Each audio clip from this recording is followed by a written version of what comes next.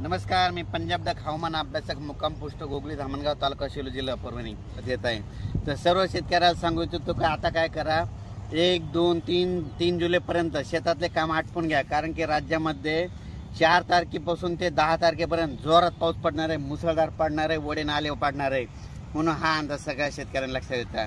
एकंदरीत परिस्थिती बघितली तर राज्यामध्ये आपण सांगितलं होतं की 27, 28, 29, 30ला सगळीकडे चांगला पाऊस पडेल, म्हणून सगळीकडे राज्यात पाऊस चांगला झाला। आता सर्व शेतकऱ्याला सांगू इच्छितो की राज्यामध्ये आता जवळपास 1, 2, 3 दरम्यान भाग बदलत पाऊस पडणार आहे। आता सरी येणारा सरी पावसाच्या सुरुवात होणार आहे, म्हणून ह्या 3 दिवसामध्ये लक्षात घ्या। म्हणजे 1 जुलै, 2 जुलै, 3 आणि 4 जुलैपर्यंत राज्यामध्ये आता सरीचा पाऊस येणार आहे, म्हणून हा अंदाज लक्षात घ्या। परत शेतकऱ्याला सांगू इच्छितो की राज्यात आता ह्या 3 दिवसात ज्यांना शेतीचे कामे आटपायचे तर त्यांनी आटपून घ्या, कारण की राज्यामध्ये 4 जुलैपासून ते 10-11 जुलैपर्यंत जोरदार पाऊस पडणार आहे, वडे नाले वाहणारा पाऊस पडणार आहे। ठिकठिकाणी छोटे छोटे तळे असतील तर त्याच्यामध्ये पाणी येणार आहे, म्हणून हा अंदाज लक्षात घ्यायचा। एकंदरीत परिस्थिती बघायची झाली तर राज्यामध्ये म्हणजे सध्या आता एकदम पाऊस एकदम बंद होणारच नाही, चालूच राहणार आहे, म्हणून हा अंदाज सर्व शेतकऱ्यांना लक्षात घ्यायचा।